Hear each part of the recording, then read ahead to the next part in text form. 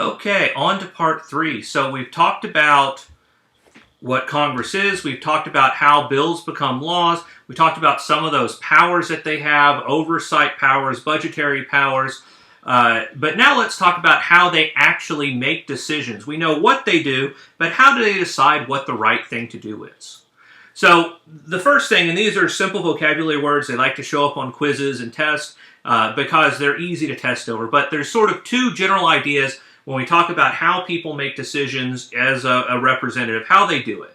And these are the trustee versus delegate model. Now, trustee models, they believe that they've been entrusted, hence that trust part in there, with power. They listen to their constituents, but they use their own judgment because they believe they were elected because of their own judgment, because of their own knowledge and experience. That's why people wanted them. So yes, they'll listen to input, but ultimately they'll decide what to do based upon what they believe is right.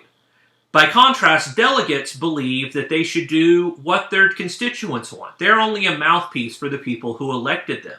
So regardless of how they might feel about something, they're going to do what the majority of the people in their district want them to do. The reality is no one is a perfect trustee and no one is a perfect delegate. People tend to pick which way they vote based upon their knowledge of a particular issue. For example, I'm an attorney. So if I was on the Senate Judiciary Committee and a judge came up for confirmation, well, I'd listen to people back home and what they thought about this judge and whether or not he should be appointed, but I would rely upon my own knowledge of judges and judicial philosophy when making a decision as to appoint or not. So I'd act as a trustee. By contrast, if an issue came up on regulations of farming, well, I have never farmed in my life. I don't claim to be an expert in farming. So when that happened, I would go out and talk to my constituents, to the people in my district, to farmers in particular, listen to them, and probably vote how they wanted me to vote. Why? Well, because I don't have the expertise. So what do we call somebody who, and this is really pretty much everybody, who sometimes acts as a trustee and sometimes acts as a delegate? The word we use for that is a politico. It just depends on the issue. And the reality is almost everyone is a politico, but this is just an easy way for political scientists, and especially undergraduate students in a political science course, to categorize behavior of a representative. Is he acting as a trustee, meaning that he believes he's been entrusted with the ability to make his own judgment, or is he acting as a delegate, just a mouthpiece for his people? Now, another major influence on how politicians act is political parties, and this is actually becoming more and more powerful as time goes on. When I was growing up, political parties had a very large influence on how the representatives acted, but it wasn't absolute. You would see liberal Republicans, you would see conservative Democrats. There's a lot of work across the aisle, people trying to work together. That was considered a good thing. In fact, way back in the dark ages when George W. Bush became the governor of Texas, one of the appeals that he had was his willingness to work across the aisle with Democrats. That was a big deal, and that was something he brought forward into the presidency and campaigned on, his ability to work across the aisle. But over time, we've seen a stronger separation between Republicans and Democrats, and more control being exercised by the central party over the representatives. Now, this is actually an interesting change, and there's a number of reasons they have this level of control. The first one we talked about is the committee appointments and committee chairs.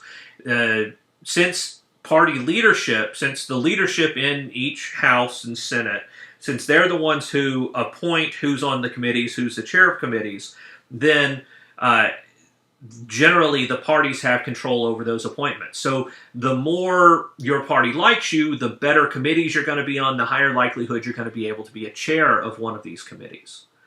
Now, that's been around forever. That's one of the main tools they use. Another one that's been growing is campaign support.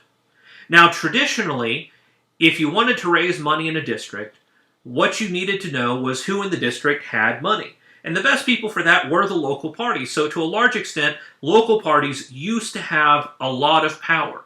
Because when the Republican Party, the National Republican Party, wanted to raise money, well, what would they do? Well, they'd call up the local districts and they talk to the local chairs of the Republican Party, and they say, hey, we need to raise money. Who in your district has money? And then they go out and do fundraising. However, the changes in technology have fundamentally changed that. The access to computer databases and analytics and all of that means that now the central party has all the databases of who has money, who gives money, how much they give, what kind of issues they're interested in. All that is held with the central party, and in order to get access to that information, as a normal congressman, you have to play ball with the party. And so to a very large extent, the party can control its membership by controlling funding for re-election campaigns. And we're seeing this a lot. Trump in particular has been doing this a lot. You see that whenever a Republican comes out against Trump, he will threaten, and in many cases he's been able to find another Republican to run against that person, and we call that primarying him. We'll talk about that when we talk about elections, but basically get somebody who's more in line with Trump to run against this person and take his seat away. And so, these are strong tools. Constituents. Constituents are the people who live and vote in your district. These are the people you supposedly represent, right? And for the most part, 2/3 of the time, representatives vote in conformity with their district. They vote how their district wants. And that 1/3 of the time, that's when they're acting as a trustee, right? When they're saying, well, there's some other issue that my constituents don't fully understand, so I'm going to vote another way. So, you can look at this two ways. You can say, for the most part, 2/3 of the time, the constituents are being represented. Their will is being expressed in Congress. The other way you can look at it is 1/3 of the time, which is not an insubstantial amount of time, the representative is just ignoring his district and doing what he wants. But either way, constituents are an important part. Now, colleagues in caucuses. Colleagues are the other Republicans, the other Democrats, the other senators and congressmen who you work with, and you frequently will work with them. You'll talk to them and you'll hear their ideas, and maybe you'll say, hey, I was wrong on that issue and this guy was right, I'm going to vote on it. One more insidious thing that comes up is something called log rolling. Log rolling is an agreement that if you vote for my bill, I'll vote for your bill.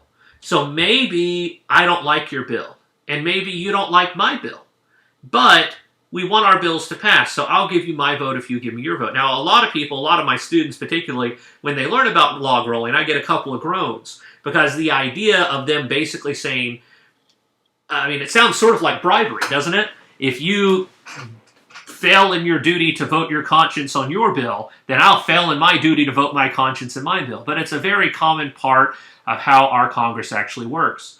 There's also caucuses. Caucuses are informal groups that basically get together to discuss issues and decide how they want to vote. So, for example, there's a Republican caucus and a Democratic caucus. Those are the two big ones. And so, for example, Bernie Sanders, except for when he's running for president, is an independent, but he caucuses with the Democrats, meaning that he gets together with the Democrats to discuss how they should vote on bills and what policies are. So even though he doesn't run as a Democrat, again, except for when he's running for president, he's an independent. So despite the fact that he's an independent, he identifies with the Democrats and works with them. But there's a number of other caucuses for different issues. There's a Freedom Caucus, which is basically a Trump caucus. There's a Marijuana Caucus, which is a bunch of people who are interested in overturning and reforming marijuana laws. There's there's a Congressional Black Caucus, which is a very powerful group made up of the black members of Congress. And so there's a number of special interest caucuses out there. Interest groups, lobbyists, and PACs, these are, of course, important. Interest groups are organized groups that try to influence government. Now, we're all part of interest groups. As students, you're part of interest groups. If you're a member of any organization, you are, or even like nature organizations, things like that, they normally have special interest groups and they try to get involved. A lot of them are, as you get older, you'll find professional interest groups whose job it is to try to make sure that legislation goes forward that favors the profession. For example, the American Bar Association frequently acts as an interest group trying to make sure that issues important to lawyers are considered by different legislative groups. Lobbyists are people whose professional job it is to persuade legislators to support businesses. They're basically hired guns, they're consultants, they're lawyers, they're whatever, and their job is that a interest group or an individual will come over to them, give them a lot of money to go and use their Rolodex, come in and talk to different senators and congressmen and get them to vote a certain way. And it's normally all tied to money, so lobbyists will have access to money from interest groups or from, we'll talk about political action committees, and they'll go and talk to congressmen, and the fact they have enough money is why they get in, and then they'll say, hey, it's really important to these people who give tens of thousands of dollars to you every year that you vote this way on this bill, and the understanding is that if you don't vote that way on the bill, the money will go away. So again, it looks kind of like bribery, but it's technically legal. Then we have political action committees. Political action committees are special groups, and basically the Supreme Court has said this is okay. Basically, they are groups that raise money to promote certain interest. And the idea is that a political action committee cannot directly work with a campaign because we have campaign finance rules that say how much money can be raised, how that money can be spent. Political action committees don't have to follow those rules as long as they're not coordinating with any campaign. So a political action committee will form and they'll say, we are, Republicans for pro-life. And we're not going to work with Trump. We're not going to work directly with them. We're not going to coordinate with them. But we're going to run a whole lot of ads talking about how bad Democrats are. And so it amounts to the same thing, and they'll frequently work. It gets really confusing when you dig into it, because a lot of the times you'll see someone, a candidate for office, basically telling the political action committees what he wants them to focus on, but they're not technically coordinating together because that term is poorly defined, and it really all does get confusing. But those are three big influences, and basically when you're looking at these, you're looking at money. Interest groups, lobbyists, and PACs, what you're really talking about is people, private citizens, not governments, but private citizens who are trying to use money to influence elections and influence the behavior of different elected representatives. Okay, we talked about we have a bicameral legislature. That means we have a House and a Senate, and they are both a little bit different. The House is selected based upon population. So basically, each state gets a number of representatives based roughly on the population of the state. It's a little more complicated than that, but there you go. They're each elected for 2-year terms, and we directly elect them. So that means we get to choose who the members of the House are. Now, the Senate is different. As we talked about, there are 2 of them elected from each state. They're on 6-year terms. Those terms are staggered. So we elect 1/3 of the senators every 2 years. So every 6 years, there's everybody stood for election. And this is interesting. Up until the 17th Amendment, they were directly appointed by the states. The states decided who the senators were. That was something we talked about when we talked about changes in federalism, the loss of power of the states to appoint state representatives. So does this make any sense? This is a fun one I sometimes do in class. And this is just to kind of look at the difference. So the idea is that maybe the teacher represents the states and the students represent the people. And if you have a difference in those representations, you're going to have a different desired outcome for issues. And so it was just a fun exercise. You don't have to do it, but it's something fun to think about. So requirements to stand for Congress are fairly minimal. And this is something we're going to see throughout when we talk about these individuals. The Constitution sets a pretty low bar for who can be. You have to be in the House, 25 years old, citizen for at least 7 years, and live in the state. That's it. Nothing says you have to understand the law. Nothing says you have to be able to read, be able to write, do simple math. There's no other requirements. And the idea is that as long as you can get the people to vote for you, it should be the people's decision. They shouldn't have an arbitrary set of standards. Well, we've seen this come up quite a bit recently. People are talking about both the presidential candidates and the possibility of diminished mental capacity, and should there be a requirement for some sort of test to make sure that they are mentally competent to stand for office. And the answer is constitutionally no, because it's the job of the voters to make that decision, not the job of the government itself. So members of House, 25, 7 years, and inhabit the state. Senators, 30 years old, 9 years a citizen of the United States, and you live in the state from where you're chosen. That's it. Not that hard. There are 535 total members of the legislature. 100 of them are senators because there's 2 states, and there's 50 states and 2 from each state, and so that adds up to 100. And there are 435 voting members of the House because as the House kept on getting bigger and bigger and bigger, we eventually said this isn't going to work, and we passed a constitutional amendment capping it at 435. That's not really great because now each of those people represents 700,000 people, which is basically impossible. So there's been a lot of talk about, do we need to change how the House is chosen or make it bigger, do something to make it make more sense. There are also 7 non-voting members of the House, each of these places, which are basically part of the U.S. but not states. Each of them get to appoint a non-voting member. They get to come, they get to talk under certain circumstances, but they don't actually get to cast a vote in anything. So places like Puerto Rico, they're territories but not states, so they get representation but not voting representation. These are somewhat out of date, but still, I mean, you can look at kind of, how they look. Red is Republican, blue is Democrat, purple is split, and so you can kind of see where people fall, and it changes every time. And so we'll have a new map after the next elections. Key differences, you can look through these. Most of it we've gone over, some of it we haven't, and we'll talk about more lately. So some general information. Who are these people? Who are our senators and congressmen? They're old, 57 years old on average in the House, 62 in the Senate. There's only 80 women in the House and 20 in the Senate, so they're men. There's only 43 African Americans in the House and 2 in the Senate, and 34 Hispanics and 4 in the Senate. And so basically they're old white men. They are well-educated. 2/3 of them hold some sort of advanced degree. Most of them are lawyers.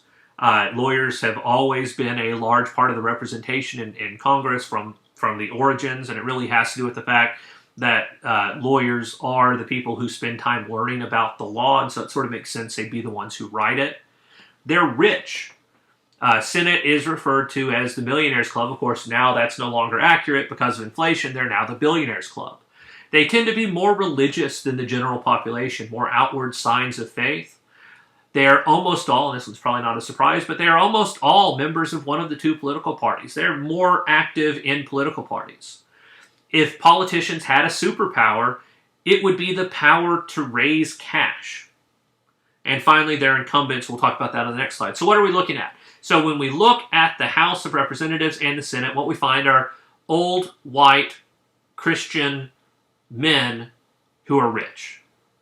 That probably comes as a surprise to absolutely no one hearing this. They are not very representative of the population as a whole, although they are becoming more and more representative over time. Now let's talk about incumbency. Incumbency is interesting. So incumbency is the person who holds the office is the incumbent. So let's say that I am the congressman from whatever district in Texas, and I'm running for re-election. I am the incumbent. Anyone else running against me is the challenger. Now, incumbency is the number 1 factor in determining who's going to win. If you already hold the office, you are much more likely, 95% of the time, if you run for re-election, you're going to win. There has to be something big going on to get you kicked out. So most of the time, if you hold the office and you want to hold it again, you're going to win. So incumbency in the House and Senate is the number 1 important factor. And there's a number of reasons for that. Name recognition is a big one. Most people don't take the time to learn about congressmen and senators and vote on issues. And so what you see instead is that they see a name they recognize, they check next to it. Also, if you're in Congress and something good happens, you get to claim credit for that, even if you didn't have much to do with it. So, you get to say, yeah, I was in Congress when we passed that bill, therefore I helped bring 10 million jobs to the state. Well, maybe you didn't really have anything to do with the bill, but you get to claim credit for it. Casework is something everyone likes. Grandma got denied Social Security benefits, so she calls you, you call up, get Social Security to go ahead and pass her through because she really was qualified. It was just some government red tape. And so we call that casework. Basically, it gets you on the news. It's a feel-good story. Franking privileges. I always like this one. Basically, members of Congress can send mail, including campaign literature, without having to pay for stamps, which is kind of fun, right? I mean, and you don't think about it much, but, stamp is 50 cents or more. And so you're sitting there spending that out to, 10,000 people. That's a decent amount of money. However, if you're a member of Congress, you can send them out to everybody and save all of that money. You'll actually see a lot of congressmen, especially the more conservative ones, will actually talk about, they'll send you mail with a stamp on it, and they'll say, this is paid for by my campaign. We're not making taxpayers pay for it. That's what they're talking about. I get those from Ted Cruz every year, or every couple of years. He'll send out his campaign literature, and it'll have on there, we're paying for this, we're not making taxpayers, because they're not taking advantage of those franking privileges. Access to the media. This is one, if the president tomorrow says, I'm going to call a press conference, who's going to show up? Everybody. Everyone shows up to that press conference. If a congressman says, I'm going to hold a press conference, everyone related to that congressman's district is going to show up. And it's going to be national news. If I say I want to hold a press conference, who's going to show up? Let's be honest, most of you won't even show up if I said I was going to hold a press conference, unless I gave you extra credit. So that access, that ability to get your stories in front of people. It's much easier to raise money if you say, I'm the congressman and I want money so I can continue my work. It's easier for people to believe that and give you more money than if you say, I want to be your congressman, because then they don't know if you're going to be able to do it. Experience in running a campaign. If you've won once, then you already kind of have an idea of what's required to win, and so it's easier to do it again. You already have lots of the pieces in place. You already know the filing deadlines. And redistricting, we'll talk about this later. So what is life like for a congressman? And the answer is, it's very, very busy. We like to think about them sitting around in smoke-filled rooms, drinking sherry or smoking cigars or whatever it is, but really there's a whole lot of work. And you look at this is what they said the average day of life is like for a congressman. So 5 a.m. you get to the office, which means you've already been up. You're touring the Capitol with constituents by 7 to make sure that you're kind of making the people back home feel welcomed. You're eating breakfast with some other caucus, some group, to talk about issues that are coming up. You're meeting with the other members of Congress at 9, at 10. You have another committee hearing at 11. You're preparing for a press conference at 12. You're meeting with constituents. 1, reading a newspaper. 2, attending another meeting. 3, doing a vote. 3:30, meeting with high schoolers. 4, returning mail. 5, attending another meeting. 7, eating dinner with other members to talk about what's going on. 9, you go to the office to do some more work. And finally, at 11, you're done and get to go home. And so it's a busy schedule. These people are not, just sitting around doing nothing. And one of the ones that's kind of left off of here, but is becoming more and more important, is what they call going across the street. There's a limit on the ability to raise money. You're not allowed to raise money on federal property. So there's literally a street that marks the edge of federal property in D.C., and if you walk to the other side, it's private. And so they'll literally tell members, you need to go across the street, go take a walk across the street. What that means is that you walk across the street to go talk to lobbyists and other people to raise money. And the Republican National Committee and the Democratic National Committee, they both have offices right on the other side of that street. And in each of those offices, they have set up cubicles. And literally all day, every day, you'll have congressmen, Democrats and Republicans, going into their respective buildings, sitting down at cubicles, and just cold calling rich people. The committee, the Republicans or Democrats will give them a list of people in their district who have money. And part of your job as a congressman, if you want your party to like you, is to sit down and get people to give you money by calling them on the phone. And so basically they have phone banks made up of congressmen whose job it is to sit there and call people. That's not included on here. So they have to find time in all of this to make sure they're able to keep money coming in enough to keep their campaign going. Okay, what is redistricting? Redistricting is important. If you're in Congress, you're elected from a district. Basically, the U.S. government, based on your population, says Texas gets so many representatives. And then you take the state and divide it up into that many districts of roughly equal population. But because the population changes and moves so much, at least every 10 years after the census, we have to redraw those lines to accurately make sure there's a roughly equal population in each district.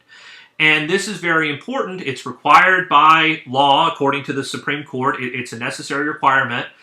But it's very political because in most states, these lines are drawn by the state legislature. So the people who are getting elected are people who are very interested in who gets elected for the national level. They're the ones getting to draw the line. So it's very, very political.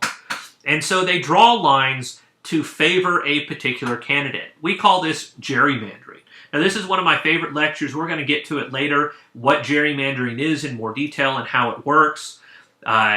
Gerrymandering is named from Elbridge Gerry, who was actually a signer of the Constitution.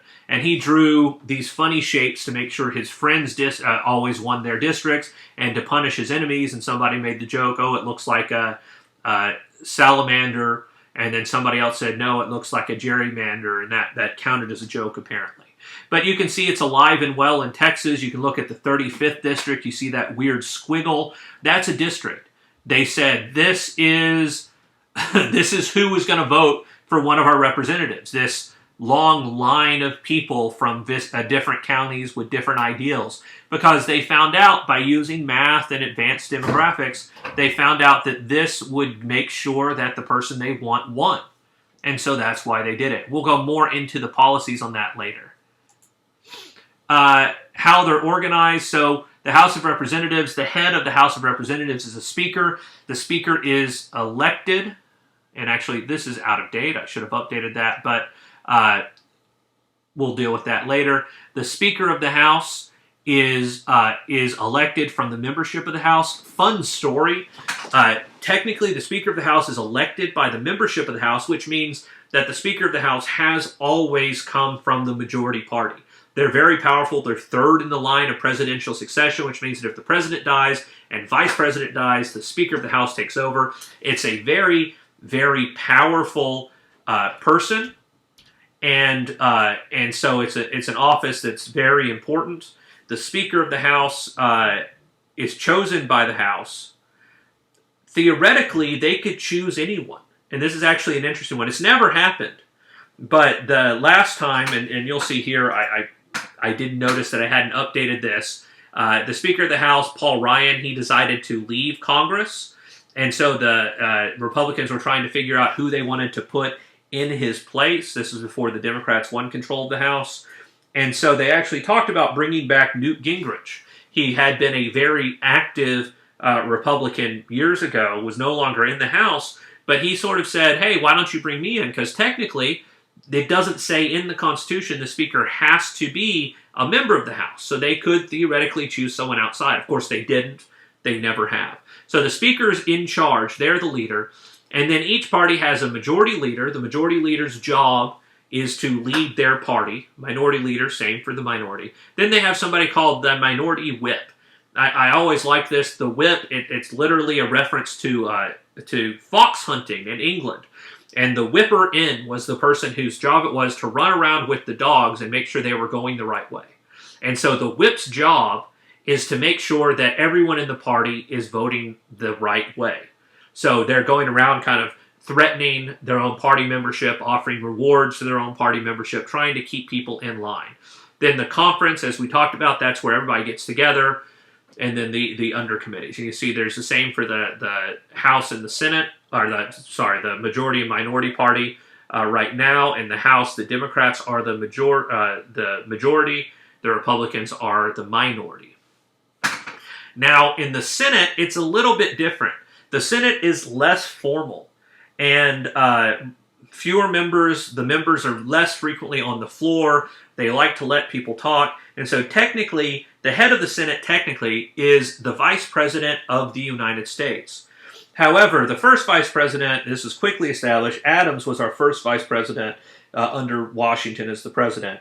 And he tried to figure out what sort of control he had, and it was very quickly established that the Vice President has absolutely no power when it comes to the Senate, and pretty much anything else. We'll talk about it later, but one of my favorite quotes is that the Vice President is one heartbeat away from relevancy.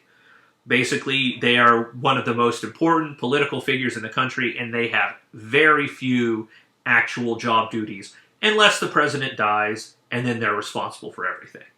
So the Vice President,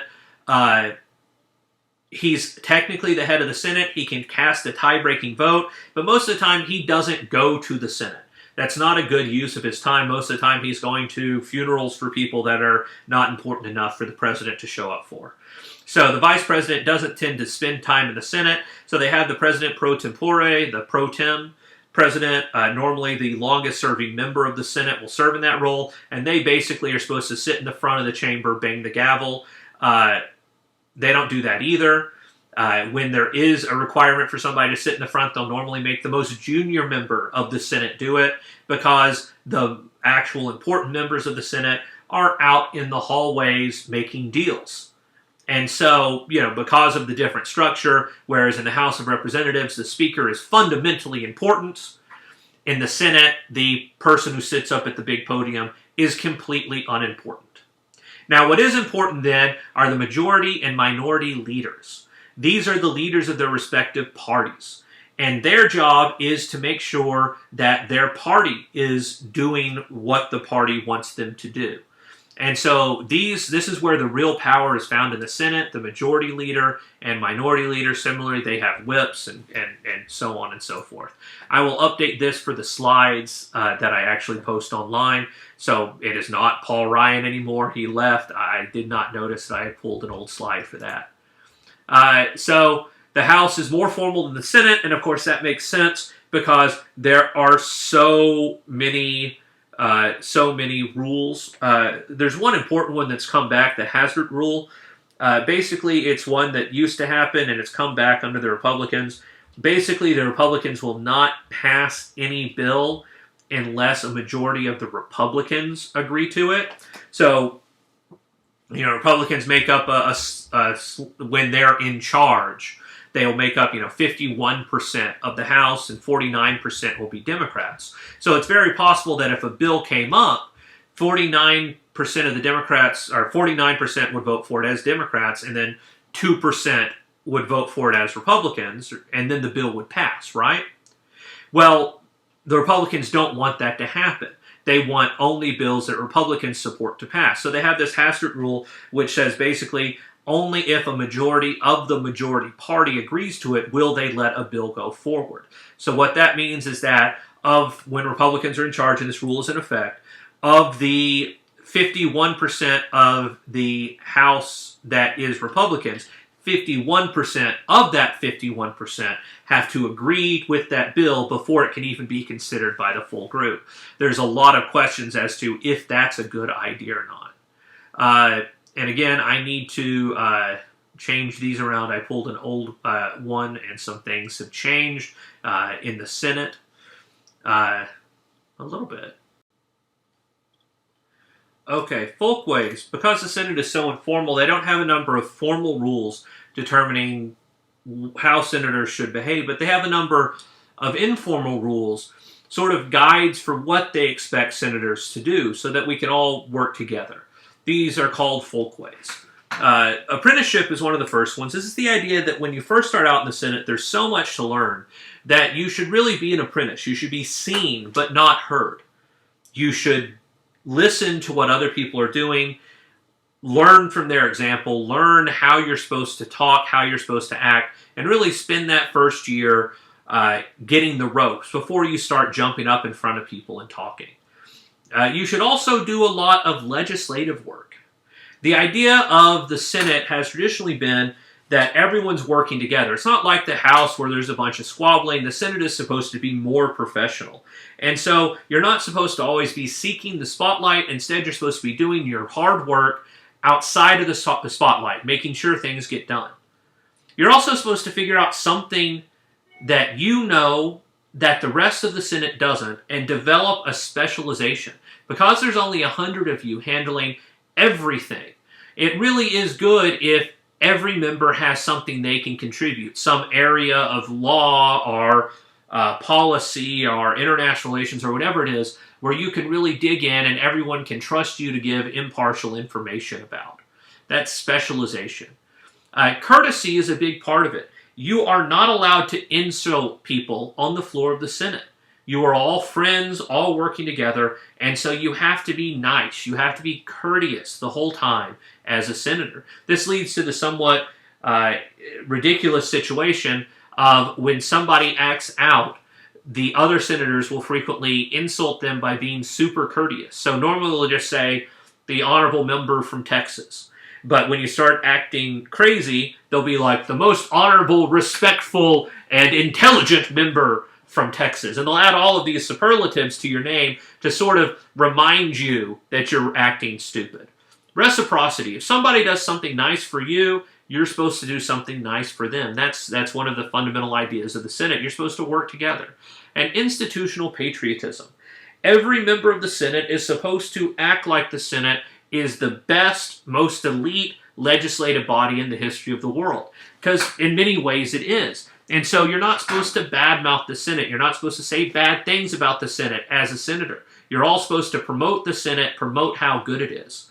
Now, of course, most of these have been falling away, at least recently. We've seen a whole lot of nonconformity with this.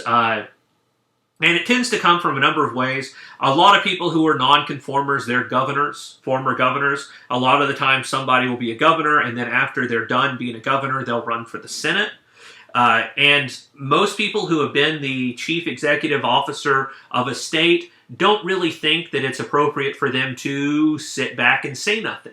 So a lot of them will just jump right in and start speaking. In fact, I think it's a governor from this former governor from the state of Texas. I forget his name, but a former governor from the state of Texas who currently holds the record for giving a long speech on his second day in office as a senator. Another reason a lot of senators will ignore these rules are political ambitions. You saw this with our Senator Ted Cruz. He immediately jumped in, started talking. He's very insulting and dismissive of other members. He's openly critical of other members. He's really not following any of these traditional rules we expect from senators. And a lot of this is sort of revealed in the fact that he's already run for president. And he did that very quickly. He is very politically ambitious and sees himself as a leader, so he doesn't want to follow these rules. This has led to a number of interesting things. Senator Cruz is the least popular person in the Senate among other senators. There was a famous quote by George W. Bush where he said, "I just don't like the guy." There was another famous quote where I think it was Mitch McConnell, the current majority leader in the Senate, a Republican, who said, if Ted Cruz was shot on the floor of the Senate and the Senate were allowed to try his case, his killer would not be convicted. So he's not very well liked, and a lot of that is he's very abrasive and he didn't follow these. Also, nonconformity might happen if you have very diverse constituents, because you really need to make a name for yourself. If you're representing a purple state, a state that's split between Republicans and Democrats, you probably can't sit back and not do anything. You have to be seen working in order to get reelected. Also, you might just have very strong ideological differences with what's going on, and that leads you to speak out against the actions or the body. Okay, that is the end of our slides, so please remember, make sure you watch the slides so I can record you as present. Make sure that you comment on the question of the week so that I can make sure I give you that points for that, and make sure you take the quiz so that I can make sure you get your points for that. If you have any questions, shoot me an email. I'm always happy to hear from you, answer anything you have. Okay, thank you.